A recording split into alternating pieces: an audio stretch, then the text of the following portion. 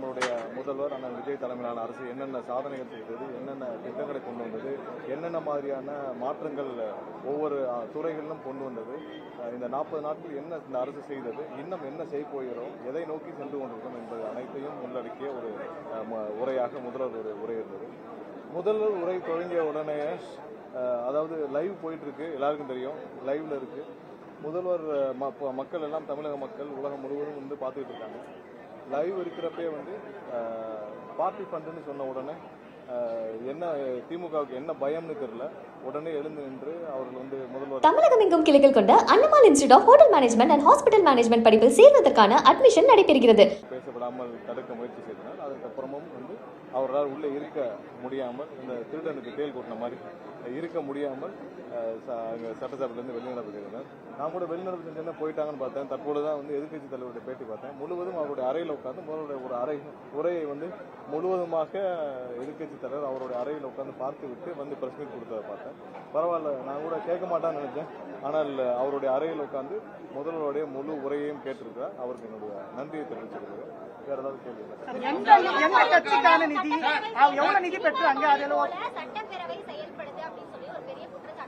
எல்லாருக்கும் அவருடைய ஸ்டைல் ஒன்று, எல்லாருக்கும் அவருடைய பாணியில். நான் என்னுடைய பாணியில் நான் மட்டும்தான் பேச முடியும்.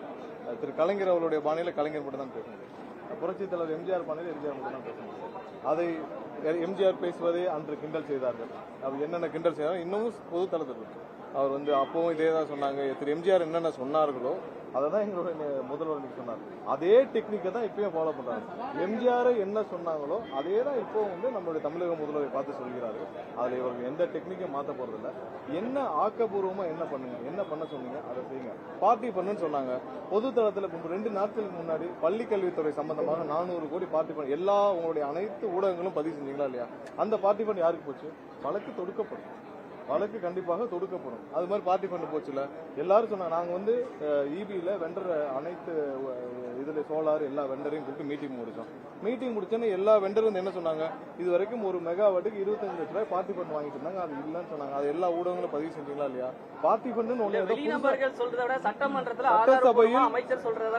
சட்டசபையில் கண்டிப்பாக நாங்கள் எதை ஒழித்தோம் என்பதை அதான் நான் சொல்றேன். அதான் நான் சொல்றேன்.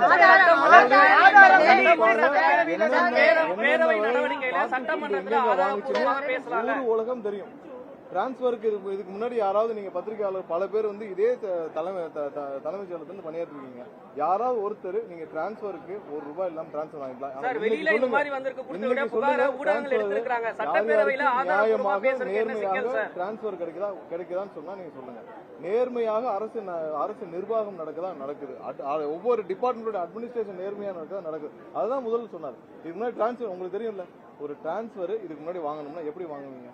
யாராவது இன்னைக்கு பணம் கொடுக்காமல் டிரான்ஸ்பர் கடந்த ஆட்சியில் வாங்கிட்டாங்களா? கடந்த 1 மாசத்துல இருக்கு. எங்களுடைய டிபார்ட்மெண்ட்ல அவ்வளவு பேருக்கு யாரெல்லாம் வந்தாங்களோ அவங்களுக்கான முன்னுரிமை கொடுக்கப்பட்டு தெளிவாக கவுன்சில் வேக்கண்ட் பப்ளிஷ் பண்ணி எந்தவித தவறும் இல்லாமல் 100% பண்ணிட்டு வரோம். பார்ட்டி ஃபண்ட் எதாவது வாங்கினாங்க, அது எல்லாம் நிறுத்தப்பட்டிருக்கு.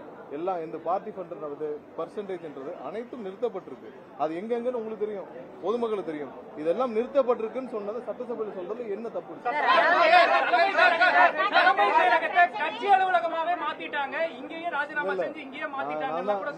திரும்பவும் சொல்றேன், இதற்கு முன்னால் தலைமைச் செயலகத்துல சாமானிய மக்கள் யாரும் வந்ததில்லை. இன்னைக்கு தலைமைச் செயலகத்துக்குள்ள, இதுக்கு முன்னாடி எப்படின்னா தலைமைச் செயலகத்துக்குள்ள புரோக்கர்கள் மட்டும்தான் நடமாடி கொண்டிருந்தார்கள். அந்த அரசு சார்பாக அரசுக்கு பணம் வாங்கி கொடுக்கும் புரோக்கர்கள் மட்டும்தான் நடமாடினாங்க. இன்னைக்கு சாமானிய மக்கள், பொதுமக்கள், ஒவ்வொரு அமைச்சருடைய அலுவலகத்துக்கு வெளியில் நீங்க போய் நின்று பாருங்க. வர்றதெல்லாம் சாமானிய ஏழை எளிய மக்கள். ஒவ்வொரு நாளும் அவங்களுடைய கஷ்டங்களுக்காக வர்றாங்க. ஒவ்வொரு அமைச்சரும் என்ன செய்யணுமோ அவ்வளவு கிரிவன்ஸையும், முன்னாடி கிரிவன்ஸ் டைம் ஏதாவது இருந்துச்சா? இப்பதான் இந்த அமைச்சரை பார்க்கணும்னு இருந்துச்சா? இல்ல முதல்வர் பார்க்க ஏதாவது கிரிவன்ஸ் டைம் இருந்துச்சா? இப்ப எப்போ வேணாலும் எந்த அமைச்சர் வேணா பார்க்கலாம். ஏன்னா எல்லாரும் 9 மணிக்கு ஆபீஸ் வந்துடுறாங்க, தலைமைச் செயலகம் வந்துடுறாங்க, சாயந்தரம் வரை இருக்கிறாங்க. இரவு 8 மணி 9 மணி வரைக்கும் பல அமைச்சர்கள் இருந்த மக்களை சந்திக்கிறாங்க. ஒவ்வொரு நாளும் மக்களுக்கு தேவையான கிரிவன்ஸ் எல்லாம் அங்கங்க நாங்க சார்ட் அவுட் பண்ணி அமைச்சுட்டே இருக்கோம். மக்கள் ஒரு நாளைக்கு ஒவ்வொரு அமைச்சரும் 500 1000 பேர் வந்து சந்திக்கிறார்கள். ஒவ்வொரு அமைச்சர்கள் அலுவலகத்திலும் வெளியிலேயே பார்க்கலாம். அதுல ஒரு சில கட்சிக்காரர்கள் இருக்கலாம். பெரும்பாலும் ஏழை எளிய மக்கள் எல்லா பகுதியிலிருந்து வந்து பாக்குறாங்க. அதை இவர்கள் பொறுத்து கொள்ள முடியாது. இவங்கள புது ஒரு அட்மினிஸ்ட்ரேஷனா இருக்கு, புதிதாக இருக்கு. தலைமைச் செயலகத்துக்குள்ள பொதுமக்கள் இவ்வளவு பேர் வந்து அமைச்சர்களை பார்க்க என்ன இது? நம்ம இருக்கப்ப யாரும், நீங்க இருக்கப்ப யாருமே நீங்க விடலையே. நீங்க இருக்க எத்தனை பேர் நீங்க வந்து பொதுமக்களை பாத்தீங்க? உங்களை சந்திப்பது உங்க குடும்பத்தை சார்ந்தவர்கள். உங்க ஒவ்வொரு துறைக்கும் 20 PA வச்சிருந்தீங்க. நாங்க சொல்லிட்டோம் எந்தெந்த துறையில் எவ்வளவு PA வச்சிருந்தீங்கன்னா 20 PA எதுக்கு வச்சிருந்தீங்க? 20 PA வசூல் பண்ண வச்சிருந்தீங்க. அப்படித்தானே ஒவ்வொரு துறை இருந்துச்சு. நாங்க முன்னாடியே லிஸ்ட் பண்ணி சொல்லியிருக்கோம்ல, ஒவ்வொரு துறைக்கும் 20 பாயிண்ட் போட்டு 20 இடத்துல வசூல் பண்ற வேலை தான் பண்ணுங்க. டிரான்ஸ்ஃபர் ஒருத்தர், ப்ரொமோஷன் ஒருத்தர், டெண்டர் பார்க்கர் ஒருத்தர், கான்ட்ராக்ட் ஒருத்தர், ஒவ்வொரு துறையிலும் 20-10 பேரை வச்சு நீங்க வசூல் பண்ணிட்டு இருந்தீங்க. இப்ப அப்படிலாம் கிடையாது.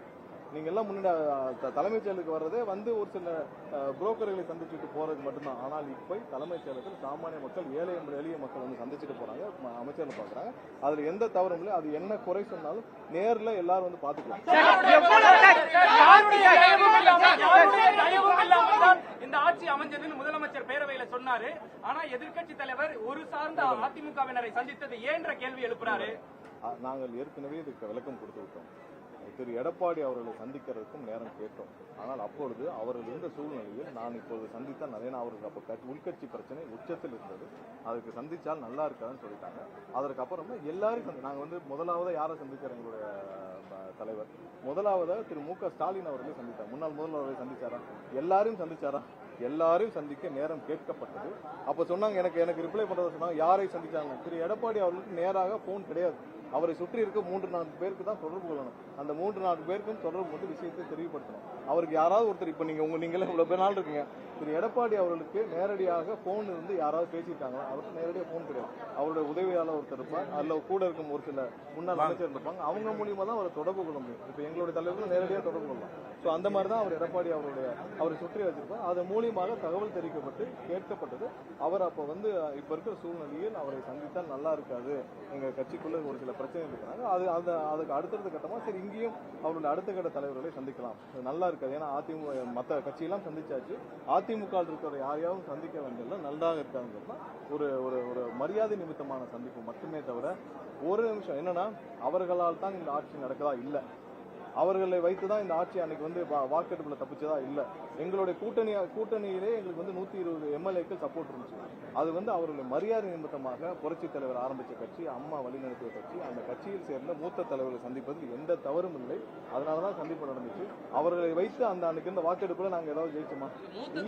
இல்ல அது வந்து மரியாதை நிமித்தமான சந்திப்பு. அன்று கேட்கப்பட்டது, கடைசி நிமிடம் இல்லைன்னு சொன்னாங்க.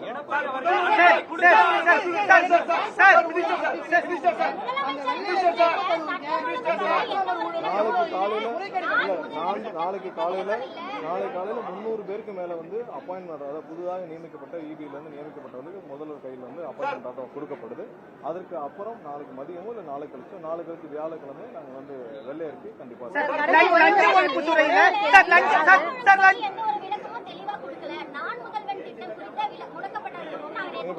திரும்பவும் ஒரு தவறான தகவலை சொல்றாங்க.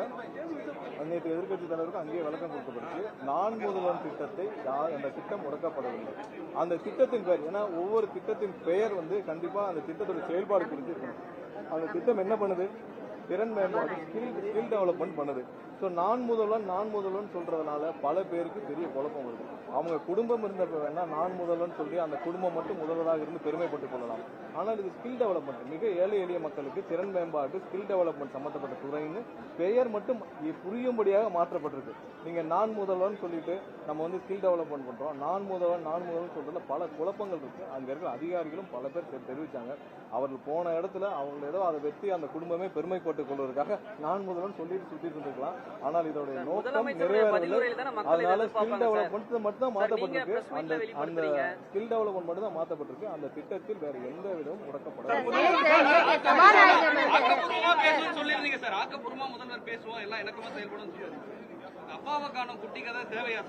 கண்டிப்பா சொல்லணும்ல. நீங்க நேற்று எதிர்கட்சி தலைவருடைய இதுல நிறைய ஒரு பொதுவா சொல்லிட்டே போனாரு. என்னன்னா அவருக்கும் இது முதல் உரை, அதனால அவரை நாங்கள் அதிகமாக இன்டரப்ட் பண்ண விரும்பவில்லை. அதனாலதான் இன்டரப்ட் பண்ண விரும்பல. அதுக்கு அடுத்து வந்து அவருடைய உரையில் நிறைய பொதுவான கருத்துக்கள் இருந்துச்சு. அவருக்கும் முதல் உரை, அவருக்கான வாய்ப்புகளும் கொடுக்கப்பட்டது. அதையும் அவர்கள் புரிந்து கொள்ளவில்லை. இன்று முதல்வர் பேச ஆரம்பித்தவுடன் என்ன பார்ட்டி ஃபண்டு தான் சொன்னாரு. ஏன்னா பார்ட்டி ஃபண்டு உங்க கட்சியிலே இல்லையா? அப்புறம் எவ்வளவு கேஸ் வந்துச்சு? பார்ட்டி ஃபண்டு உங்க கட்சியிலே இல்லையா? உங்க கட்சியில யாருமே சரி ஒண்ணு இல்ல, எல்லாம் பிளாங்கா விட்டுருவோம். அவங்களுடைய நிதியமைச்சர் 30,000 கோடி சொன்னாரா இல்லையா? 30,000 கோடி ஒரு குடும்பம் எடுத்துட்டு போச்சுன்னு சொன்னாரு. இது சம்பந்தமாக வழக்கு பதிவு செய்து அந்த ஆடியோ சம்பந்தமாக உண்மைத்தன்மை ஆராய இந்த அரசு முன்வந்தால் ஓகேன்னு 30,000 கோடியாக அவருடைய ஆடியோ வெளிவந்துச்சு. அந்த ஆடியோ சம்பந்தமாக உண்மைத்தன்மை ஆராய அவர் திரு பிடிஆர் அவர்கிட்ட போய் கேளுங்க. உண்மைத்தன்மை ஆராய ஒரு குழு அமைத்து நம்ம வழக்கு பதிவு செய்தால் அவருக்கு ஓகேன்னு கேளுங்க. அந்த 30,000 கோடி எங்க இருந்து போச்சு, பார்ட்டி பண்ணா என்னன்னு கேளுங்க.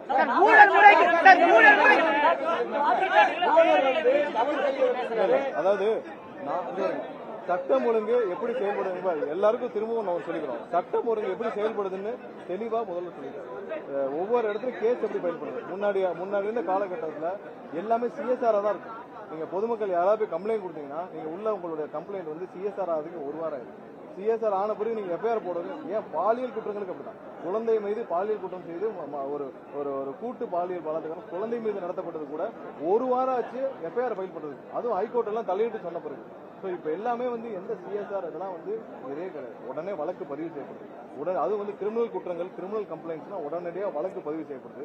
பல வழக்குகள் இப்போ பதிவு செய்யப்பட்ட வழக்குகள் எல்லாமே முன்னாடி சிஎஸ்ஆர், அதாவது கடந்த மே மாதம் ஏப்ரல் மாதம் சிஎஸ்ஆர் இருந்த பல விஷயங்கள் வந்து பொதுமக்கள் போய் ஃபாலோ பண்ணி பல சிஎஸ்ஆர் வந்து இப்போ வழக்காக பதிவு செய்யப்பட்டது.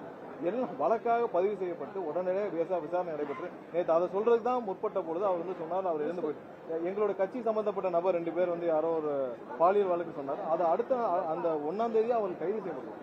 அந்த 2 பேரும் நான் சம்பந்தப்பட்ட அந்த பாலசுமன் 2 பேர் வந்து உடனடியாக கைது. நான் ஒரு தெரிஞ்சு செய்யறா சொல்றாரா தெரியாம சொல்றாரா நான் வெரிஃபை பண்ணிட்டு வந்தேன். அதற்குள்ள கிளம்பி விட்டார் நேற்று எதிர்கட்சி தலைவர். அவங்க 2 பேரும் கைது செய்யப்பட்டாங்க. யாருக்கும் எந்த பாரபட்சமும் கிடையாது. எல்லார் மீதும் கடுமையான நடவடிக்கை எடுக்கப்படுது. சட்டமன்ற உறுப்பினர் மீது குற்றச்சாட்டு வச்சிருந்தாங்க. அவங்க மேல் நடவடிக்கை எடுக்கல. சம்பந்தப்பட்ட எங்க பாருங்க, நீங்க நேற்று அந்த வழக்கில் சம்பந்தப்பட்ட நபர் உடனடியாக கைது செய்யப்பட்டார். அது நேற்று இல்ல, அந்த 1ஆம் தேதி கைது செய்யப்பட்டார். 1ஆம் தேதி கைது செய்யப்பட்டிருக்காரு. நீங்க சட்டமன்ற உறுப்பினர் மீது என்ன கம்ப்ளைண்ட் அவர்கிட்ட சொன்னேன்னு சொல்லிருக்காங்க. அதுக்காக நீங்க சட்டமன்ற உறுப்பினர் மீது என்ன அவர் எல்லாருக்கும் சொன்னதன் அடிப்படையில் நீங்க அந்த கம்ப்ளைண்ட் கொடுத்ததன் அடிப்படையில் உடனடியாக அவர் அந்த நபர் மீது கைது செய்யப்பட்டு அவங்களே கட்சியிலிருந்து அடிப்படை உறுப்பினர் நீக்கியாச்சு. ஒவ்வொரு நாளும் பலர் வந்து கட்சியில சேர்ந்துட்டு இருக்காங்க. ஆனால் யாராவது தவறு செய்தால் யாராக இருந்தாலும் எவ்வளவு உயரிய பதவியில் இருந்தாலும் இந்த அரசு முதல்வர் யாரையும் காப்பாற்ற மாட்டார். தவறு செய்த நபரை காப்பாற்ற மாட்டார். தவறு செய்தால் கண்டிப்பாக நடவடிக்கை எடுக்க. ஏற்கனவே என்ன டிலே நீங்க சொல்லியிருக்கீங்க ஆளுநர் மாளிகையில அந்த கேட்கறது வேற மற்ற கேஸ் எவ்வளவோ இருக்கு. கண்டுபிடிக்க காலதாமதம் நீங்க பண்ணல. நாங்க எந்த காலதாமம் பண்ணவில்லை. ஏன்னா யாராவது முன்னாள் எம்எல்ஏக்கள் இல்ல முன்னாள் அமைச்சர்கள் இல்ல எம்எல்ஏ யார் மேலேயானாலும் 17 எப்படி நீங்க வந்து கவர்னருக்கு போகும். இதுவரை 2 பேருக்கு வந்து திரு அனிதா ராதாகிருஷ்ணன் அவர்கள் மேலேயும் திரு செந்தில் பாலாஜி அவர்கள் மேலேயும் 10 நாள் ஆச்சு, 2 வாரத்துக்கு மேல ஆச்சு. இதுவரைக்கும் கவர்னர் ஒப்புதல் கொடுக்கவில்லை. அவர்களுக்குள்ள மிகவும் இணக்கமாக இருக்கும் காரணத்தினால் அதாவது திரு செந்தில் பாலாஜி அவர்கள் மீது விசாரணை நடத்த வேண்டும் என்று கேட்டது ஈடிதான். அப்புறத்துக்கு கவர்னர் என்ன அந்த பையில பத்திரமா வச்சிருக்கான்னு தெரியல. யாருடைய உத்தரவுக்காக காத்திருக்கான்னு தெரியல. அவர்களுக்கு என்ன உறுதி கொடுக்கப்படும் தெரியல.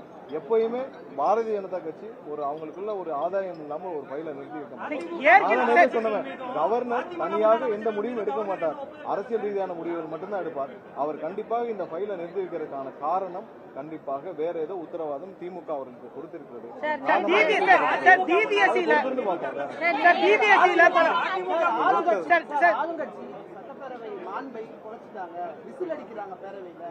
அதாவது சட்டசபையில் எவ்வளவு கேவலமாக திமுக உறுப்பினர் நடந்து கொண்டாங்க. இன்னைக்கு வந்து கட்டுப்பாடற்ற கூட்டம் எங்களை பார்த்து சொன்னோம்னா எங்களுடைய தலைவர் சொன்னவுடன் கட்டுப்பாடோடு எல்லாரும் உட்காந்து சபையில் உட்காந்துருக்கோம். கட்டுப்பாடு இல்லாமல் எப்படி முகபாவனை என்ன ஓய்னு எல்லாம் கட்டிட்டு இருக்காங்க.